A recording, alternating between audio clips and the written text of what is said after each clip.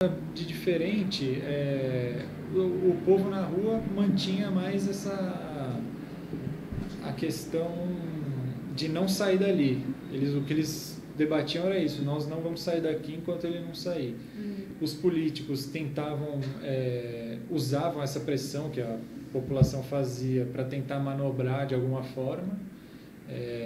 Quem vai ser o líder, né? Quem vai coordenar o processo de transição.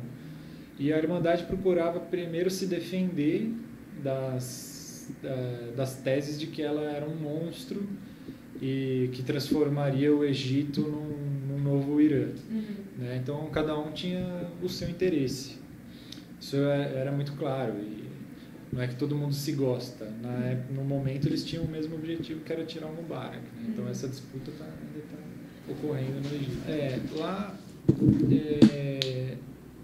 era assim, lá dentro da praça, o clima, pelo menos nos primeiros dias que eu estive lá, era bem pacífico, né? Porque até então os aliados, os favoráveis ao Mubarak não tinham entrado na praça.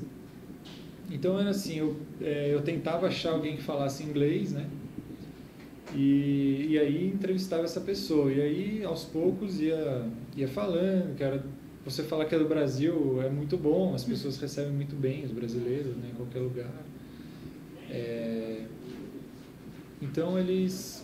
e aí, para algumas pessoas, eu pedia para, por exemplo, ajudar com uma tradução, ajudar a entrevistar uma pessoa de uma classe social inferior que não falasse inglês, dizer o que significavam os gritos, né, dessa forma. Você tem que procurar alguém que te ajude, né? Não tem...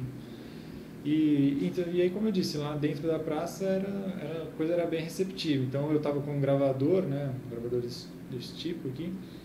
E aí, quando viam que estava entrevistando, as pessoas viam, queriam falar também. Então, por isso aí era por revolução, se você pegar, eu acho que talvez, do ponto de vista marxista, a revolução era também uma modificação das relações de produção, né? Eu acho que isso não aconteceu. Mas isso é uma última etapa, né? Você teve uma revolução política nesse momento, aconteceu. Né? Quer dizer, a burguesia está lá, o capitalismo está lá, né? Todo o peso das relações internacionais está lá, o exército está lá, mas você teve uma revolução política, isso não é pouco no mundo árabe. Né? Como uma amiga minha falou, aproveita que desde a época dos faraós que os egípcios não faziam uma revolução. Né? Então, assim, é algo inusitado, né? A cultura da submissão, o discurso, não é exatamente a cultura da submissão. O que você tinha no mundo árabe era o discurso que dizia o seguinte: qualquer espécie de revolução pode ser o caos. Entendeu? Qualquer tentativa de destruir o poder central, ela redundará no caos. Com o caos haverá fome. Haverá fome, miséria, mais desemprego, etc, etc. É o discurso do medo. Né? Quando na Tunísia começou a se quebrar a barreira do medo, ficou evidente que, pelo contrário, né, esses governos autoritários, ditatoriais, tirânicos, totalitários, eles eram o principal fator, né, que alimentava essa pobreza. Né? Eu me lembro no Egito de gente dizendo: o governo Mubarak é ditador, não sei o quê, mas nós temos pão. Sem Mubarak nem pão teria. Você percebe que a pessoa acredita nisso. É falso. Mas a pessoa acredita nisso, quem acredita. Então isso foi quebrado e é muito forte. Acho que é muito significativo. Né? Quer dizer, por que não pode?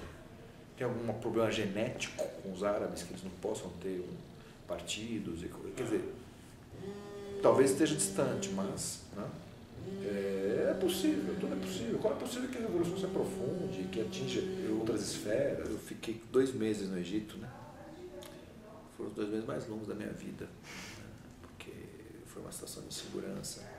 Olhando a posteriori parece interessante, mas no momento foi muito doloroso, porque assim, é muita insegurança, é muita incerteza, né? Você não sabe para onde as coisas vão. Eu lembro que eu cheguei aqui no Brasil assim, com uma sensação, era começo de ano, com uma sensação de assim, o corpo moído, como se eu tivesse participado de uma maratona. É uma experiência que nunca mais vai sair do meu...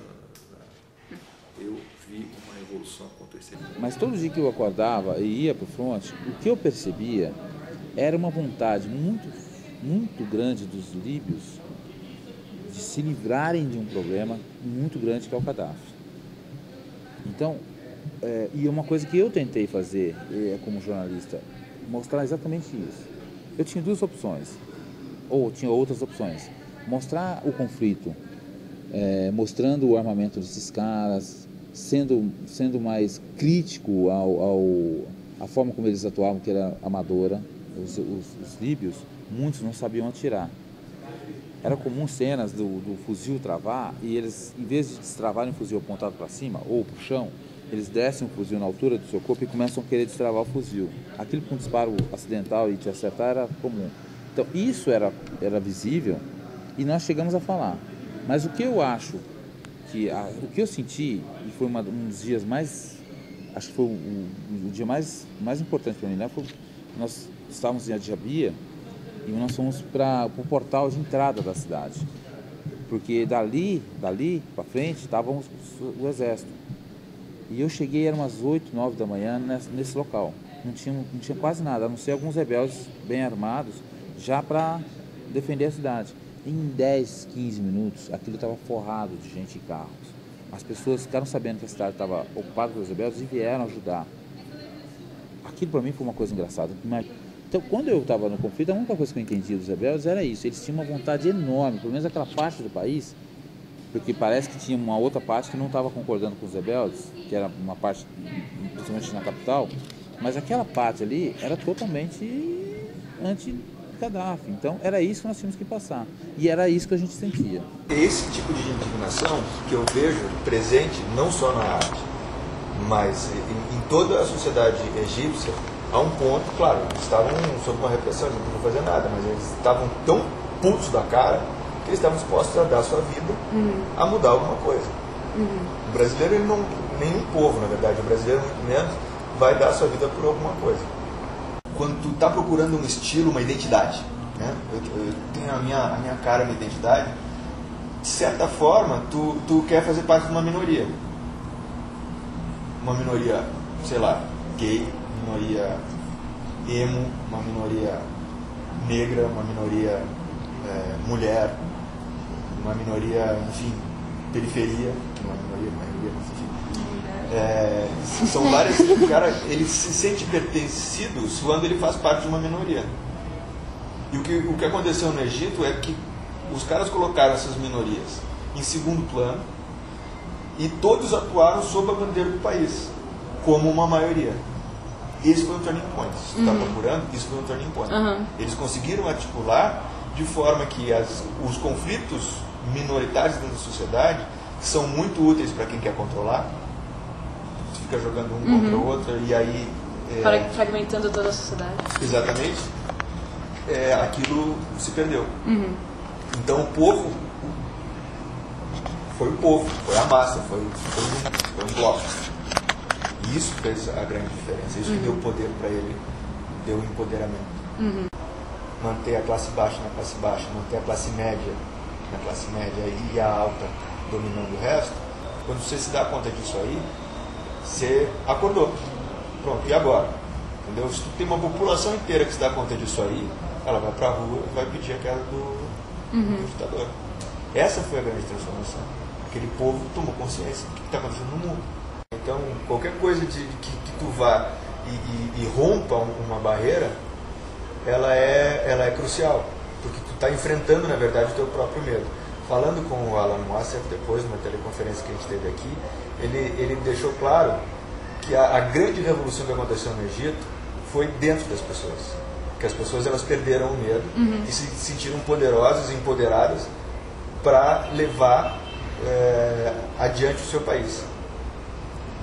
Né? Porque o sistema em si não modificou muito. Então, para o Alan Mossad, a grande transformação ela está dentro das pessoas. Isso é um paradigma, porque faz com que o último limite da geopolítica seja o indivíduo.